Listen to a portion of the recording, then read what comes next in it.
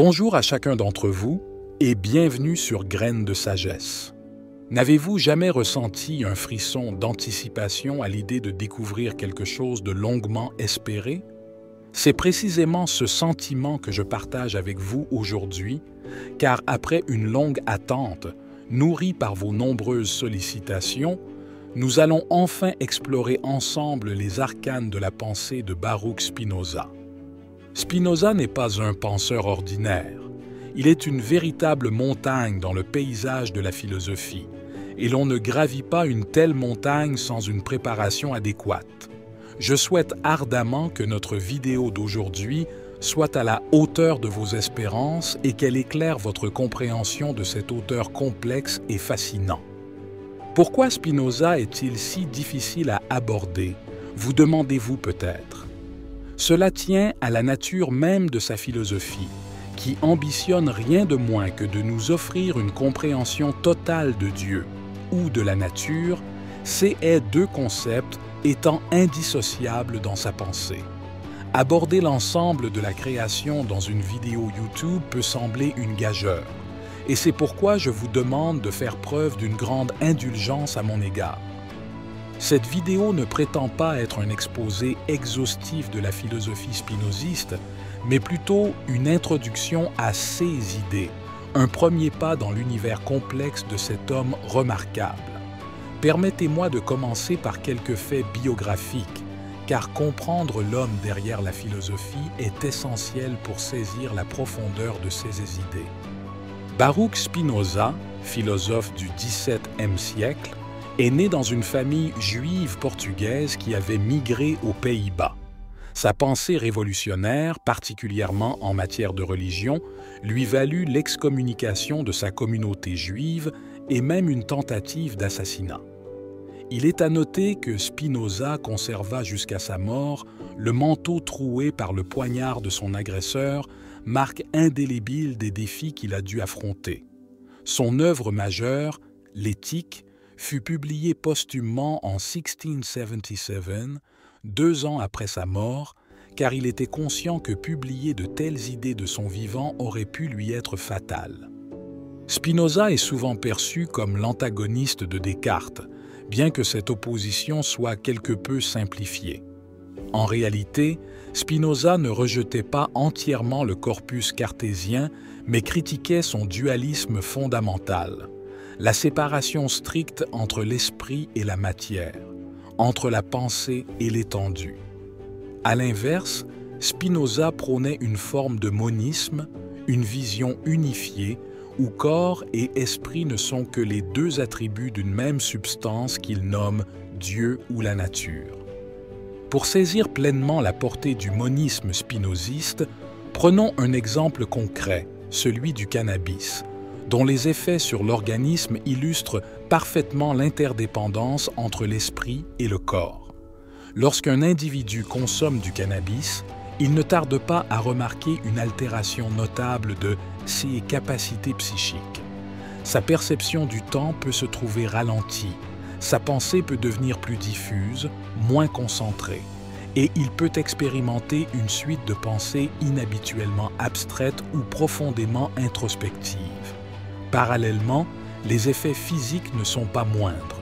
Coordination motrice réduite, réflexes ralentis, parfois une sensation de lourdeur ou de léthargie. Les manifestations concrètes montrent que les modifications de l'état de conscience s'accompagnent de changements corporels significatifs. Ce phénomène souligne l'erreur du dualisme cartésien, qui postule une séparation claire entre l'esprit, la pensée, l'âme et le corps, la matière, l'étendue. Dans l'expérience du cannabis, les barrières supposées entre l'esprit et le corps semblent s'effondrer, illustrant ainsi la vision moniste de Spinoza où ces deux aspects sont simplement deux attributs d'une même substance.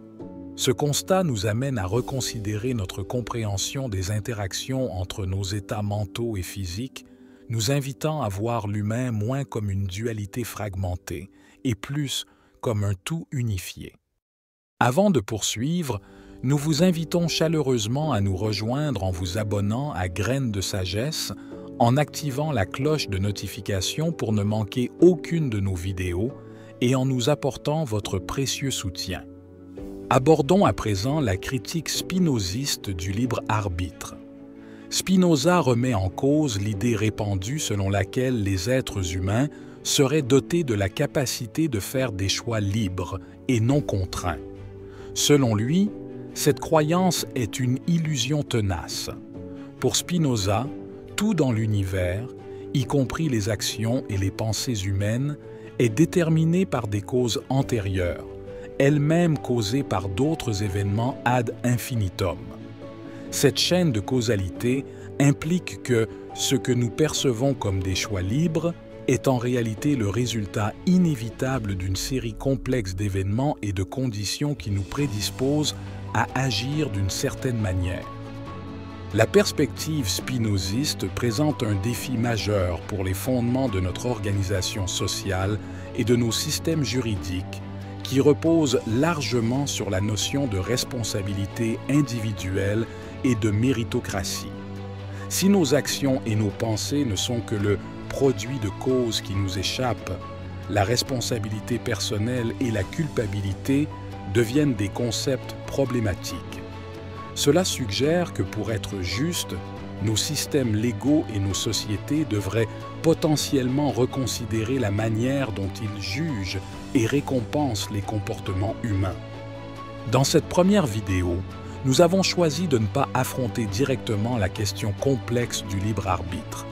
Au lieu de cela, nous avons exploré la pensée de Spinoza à travers l'objectif de son rejet du dualisme et son approche moniste, qui nous ouvre des perspectives enrichissantes sur la nature humaine et l'univers. Spinoza nous encourage à adopter une vue plus holistique, reconnaissant la continuité et l'interconnexion inébranlable entre toutes les choses. Cette approche peut non seulement transformer notre autocompréhension, mais aussi influencer notre manière de vivre ensemble dans une société. Je vous remercie sincèrement de m'avoir accompagné dans cette exploration introductive des idées de Spinoza.